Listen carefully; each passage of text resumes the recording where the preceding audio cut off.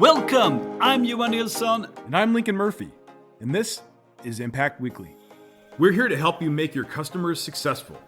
Each week, we answer your most pressing customer success management questions by relying on our years of experience with companies around the world. Let's get this going.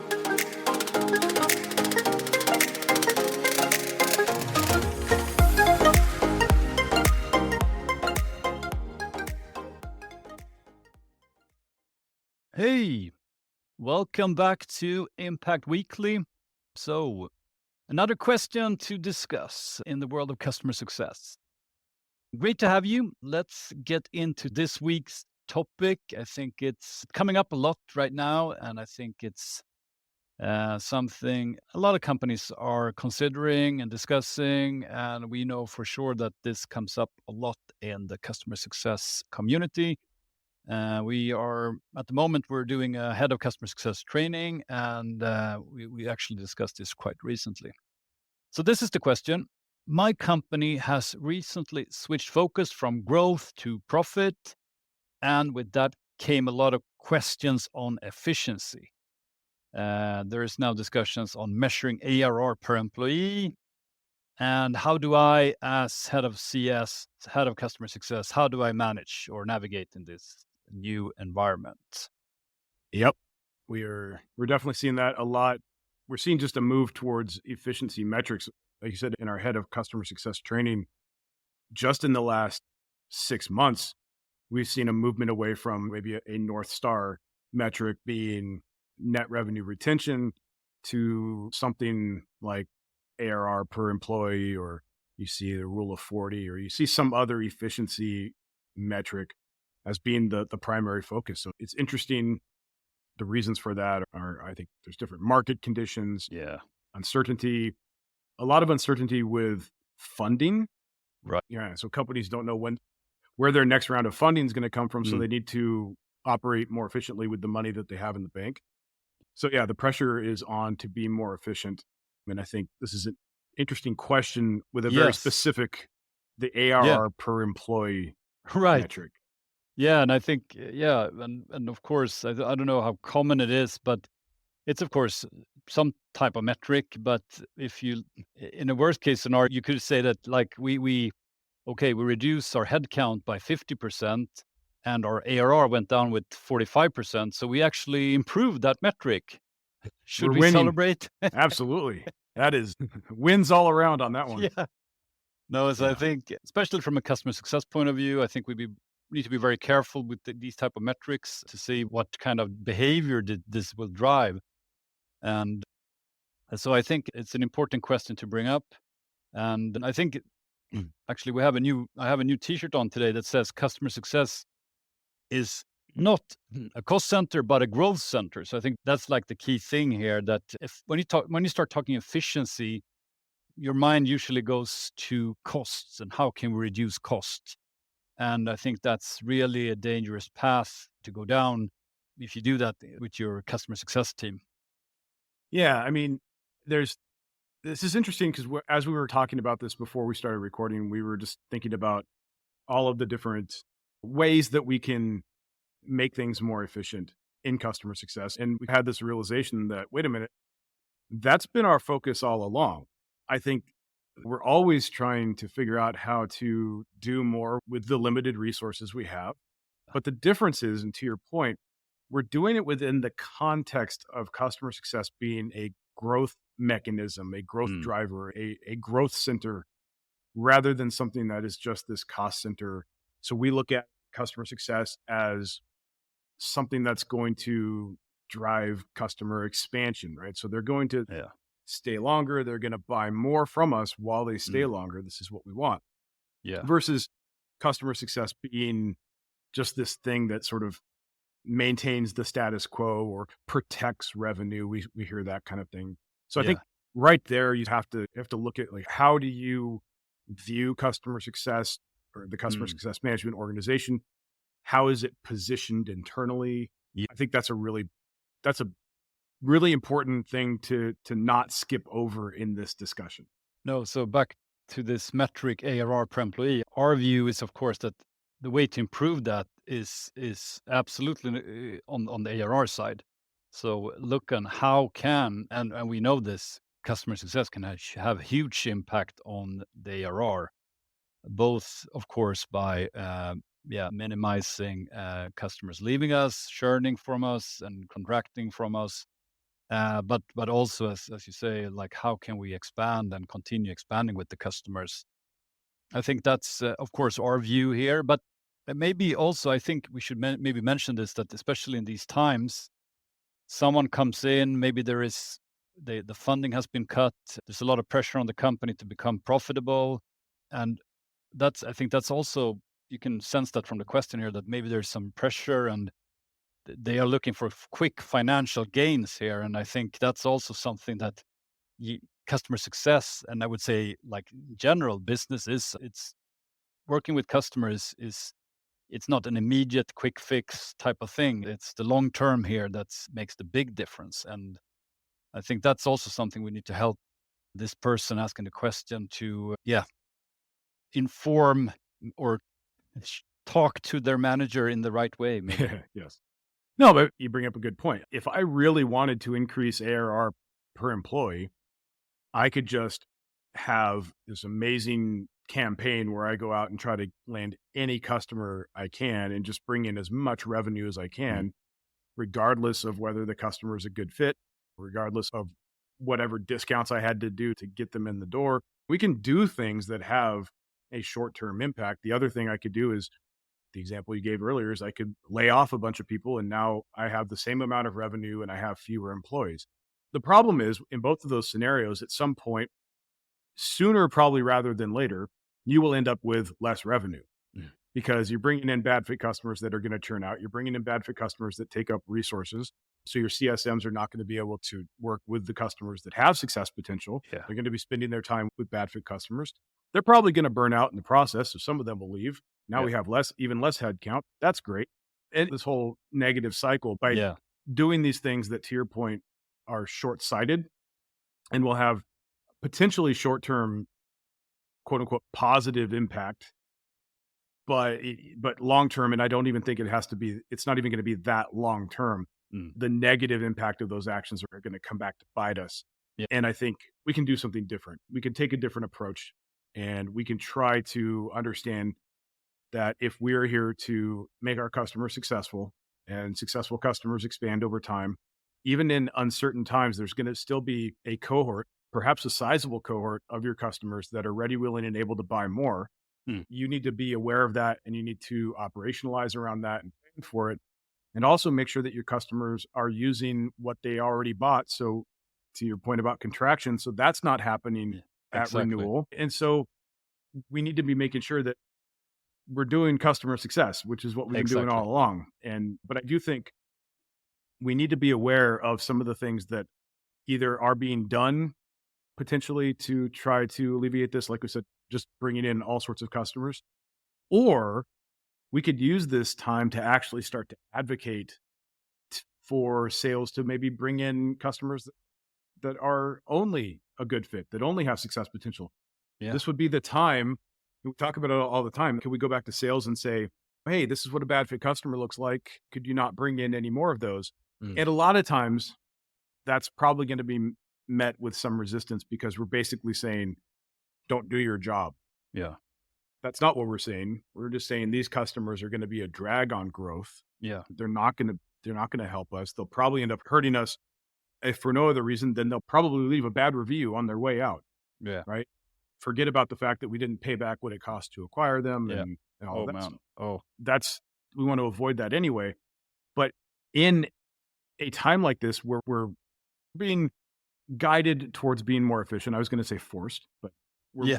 they want us to be more efficient. Now would be the time to go back and start advocating for sales to only bring in customers that have success potential. You could really use this lever of efficiency to try to get that, versus in other times that might just, again, be met with a lot of resistance. It might not be. Now, as a head of customer success, you could use this time to actually perhaps get some of the things done that you've wanted to get done in better times. And now would be the time to do Absolutely. No, absolutely. And I think all these short term, like it's also, yeah, of course, bringing in the bad fit customers, but it's also, as you said, if you have customers that have not seen success already with your product and you do some quick pushes to upgrade them or to sell some add on or tried anything like that, just yeah. So all these short term things will really backfire in customer success almost always. So that's, I think, a dangerous path to go down. I think another thing, just to bring out other potential issues here when you set focus on efficiency, we also seen sometimes where, yeah, organizations try to motivate the leadership team with vanity metrics, like they get, or maybe they even get asked to do some like more like doing a lot of meetings every week, and that's the core metric. And so there's a lot of other things that can go on that's not going to help us either. Yeah. Literally, I've run into situations, at least two that I can think of just in the last couple of weeks, where the head of customer success has said, in an effort to justify headcount, we have enacted a mandate for our CSMs to have, I think in those two examples, it was like 30 to 40 meetings, 30 to 40 customer meetings per month. Mm. And said, okay, is that it though? Is that tied to any sort of outcome? Is that tied to, no, it's just to prove Yeah, that our CSMs are needed. It's to prove that they're doing work.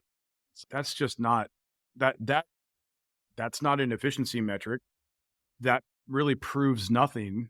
right. And I think that's probably going to be seen as in some way just a meaningless metric when presented to management, because it is. It doesn't mean anything. So we want to, that said, I understand the motivation. I understand the Yeah, motivation of of a course. head of customer success who is perhaps panicking a little bit at the Mm, thought of having headcount reduced.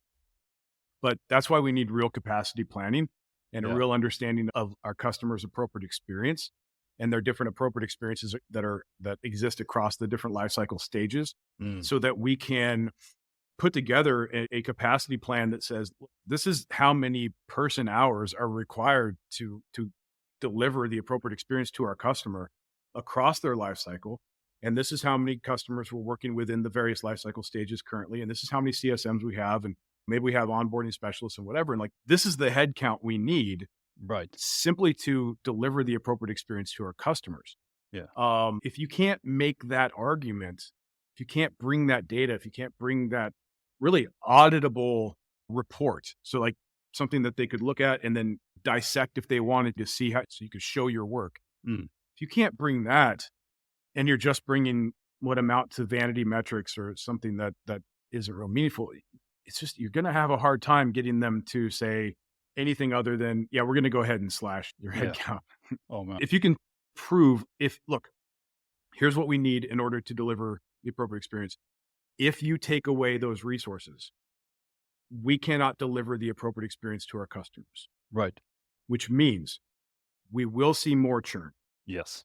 We will absolutely see more contraction. Mm, Okay. Which is a lot. Customers who have already been using your product, it's just harder for them to churn completely, but mm, it's nothing to right size their account. It's nothing to reduce what they bought, especially if they're not using everything. And we will absolutely see less expansion. Everything's a trade off. If you want me to reduce headcount, that's what happens. No, I think this is huge point, and we will come back to that a little bit later as well. But you need to tell this story with data to your management team, how basically your team as it is, or if they are asking to reduce it, what the implications will be for doing that. So I think that's a big part of answering this question. And we'll come back to that. But I think also another thing we should touch on here is, because efficiency, we do this a lot with Impact Academy. We want all the customer success teams that go through Impact Academy to be really highly efficient in their work. It's a lot more stimulating as a customer success manager and as a head of customer success. The team success is your success. So you want them to be highly efficient. So I think this is a topic that's great, and I think you always should look at that. But it's not about reducing the team; it's about getting more output or actually more impact from the team. And I think we Absolutely. can bring a few ideas to the table here. I think a thing we talk a lot about is we talk about this low percentage activities versus high percentage activities, and I think that's something that you can really you can that can make a lot of difference in efficiency. Yeah. And so the example we usually give with low percentage activities are things where we're spending time working with bad fit customers. Yeah, These are customers that no matter what we do, they don't have success potential with us. So really we're wasting resources. And let's be very clear. When we say wasting resources, we're primarily talking about the time of the humans that work for us. And that's something you can't get back, right? That is the most expensive resource we have. And so we're wasting it on customers that have no success potential. The other one that we tend to talk about is chasing customers that are on the way out. yeah, And a lot of companies, unfortunately, still spend far too many resources chasing customers that are not just at risk, but they're gone and yeah, trying to win them back and stuff. And mm, so let's move our efforts further upstream to make sure that our yeah, customers don't get to that point in the first place. Really focusing on high percentage activities, which simply means the effort that we put into it has a higher percentage of delivering the positive output that we would like. You can analyze all of your different activities and say, all right, here off the top of my head, when I look at this, here are the three things that we probably shouldn't be doing. What those are. yeah. I guarantee you already have that in your mind. You just need to identify those and probably carve those out somehow. And that's going to give you that efficiency boost. Absolutely. And this comes a little bit back to capacity planning, but it's also to make your meetings more efficient. Like your example there with doing 40 or 30 meetings a month. Yeah, what's the outcome of those? And there's a lot that goes into having efficient meetings in preparations, in the actual meeting, if it's a business review or if it's just a check-in or whatever you call it. There is a lot to be done there where we see a lot of customer success managers sitting in on meetings that actually don't change anything or move the needle at all. So I think that's also an area of it where you can really boost efficiency by being more prepared, by being more assertive, by also demanding more from the customer in that meeting to be prepared. Otherwise, you reschedule. So there's a lot of things also around that where you, as a customer success manager, can do a lot to improve, yeah, efficiency and also the outcomes of these calls, meetings, business reviews you have. So when we talk about capacity planning, first of all, do a capacity baseline. Like, here's how many person hours it takes to deliver the appropriate experience to our customers right now. Then we can go through that efficiency exercise and Yeah, look at making meetings more efficient than they are. And remember, meetings, because they are one on one or at least one to many, maybe with a team from our customer side, but they're requiring synchronous engagement from your CSM. They are very expensive. mhm, So if we're thinking in those terms, and so what can we do to get the most out of that? First of all, not every meeting is required. Not every yeah, meeting that our CSMs are having right now are actually required. So that's the first thing. Are the meetings actually yeah, required? But there's going to be at least some subset of customers for whom these meetings are required. That's part of their appropriate experience. We can't get rid of the meetings. If we did, we would deliver an inappropriate experience and they wouldn't feel successful. Okay. So the meeting has to happen, but what's in the meeting doesn't have to be what's currently in the meeting. So we would take a look at that and figure out, hey, some of this stuff can be offloaded to async channels. mhm, We could do videos, we could do other training programs, we could do whatever. Some of it could be totally self-service. And then now we have the meeting itself being much more efficient. Maybe it doesn't have to be an hour, it could be 30 minutes, but it's using the time of the CSM and the customer, frankly, mm, wisely and making sure that it is just what it needs to be and nothing more. And so we talk a lot about meeting efficiency because it is the most expensive aspect of what we do with our customers. Anything we can do to seek out efficiencies there without disturbing the customer's appropriate experience exactly. is great. And I think that's the thing about appropriate experience that we need to know. What does our customer actually require in order to feel successful?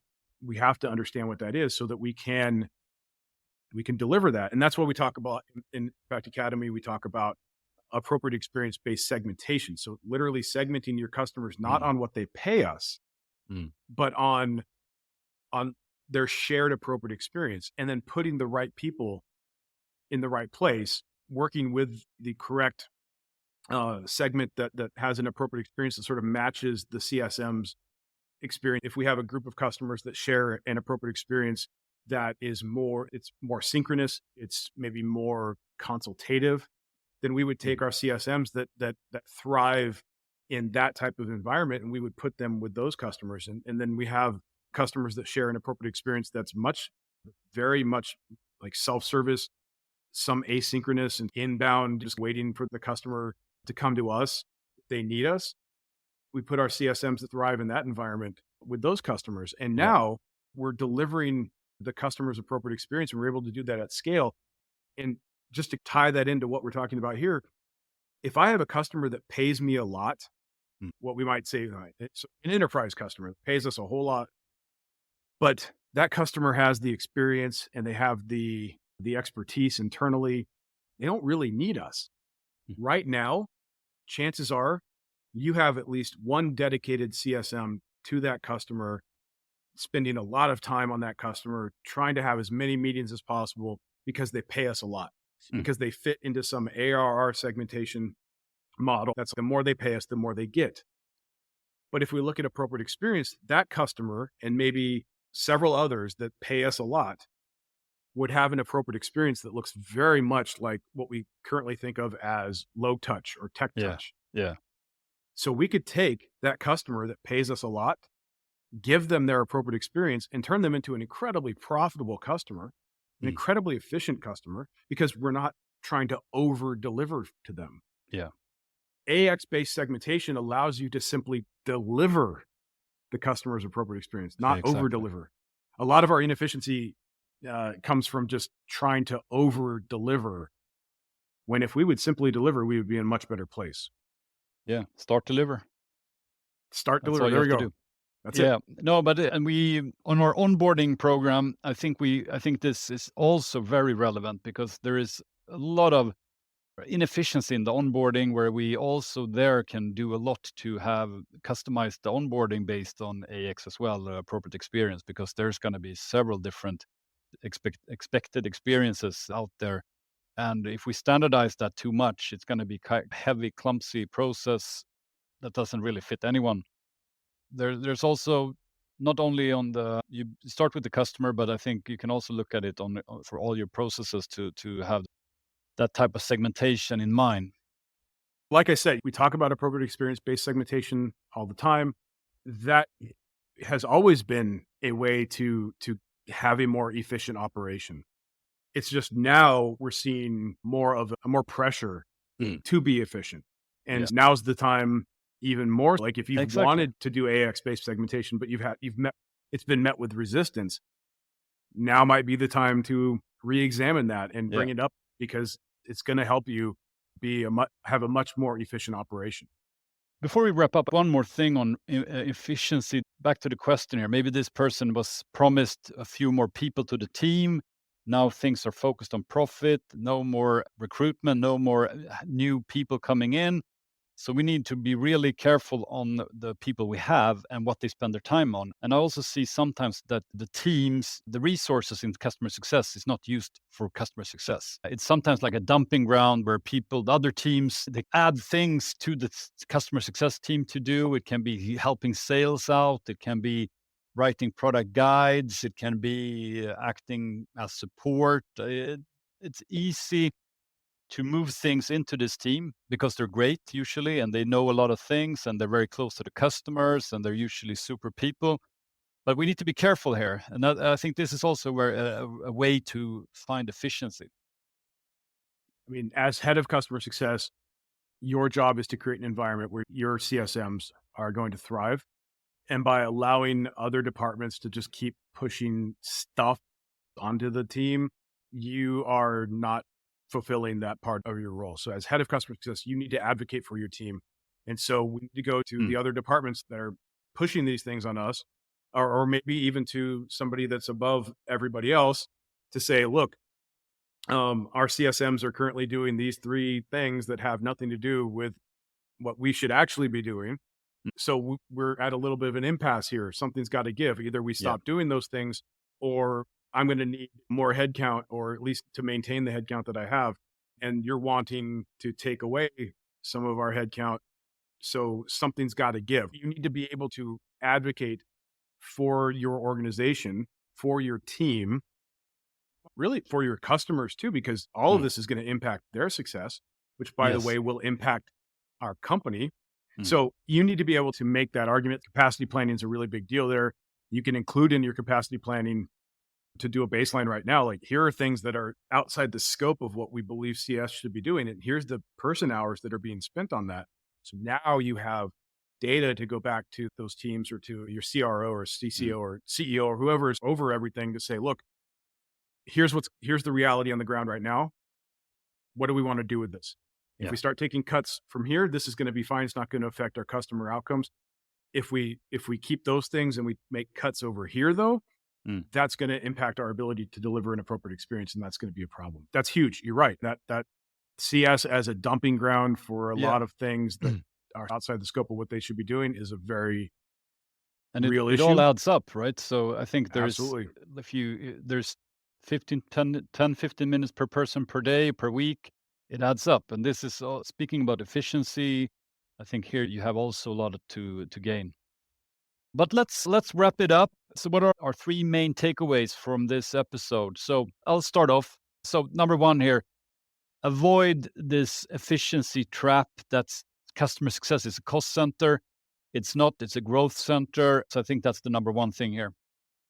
Absolutely. Number two is focus on higher percentage activities. Just, we can't spend a lot of time and effort and energy working on things that aren't going to have the outcome that we want. We said this before, but this is number three, and this is important. Bring data to your manager. Basically link how ARR is going to be impacted and how you build that with your capacity planning and your capacity plan. So that's our three things. Thanks everyone for listening, and see you back next week. Hey, thanks for listening. Do you want to bring your customer success to the next level? Check out Impact Academy. We have training programs for customer success managers and for leaders in customer success.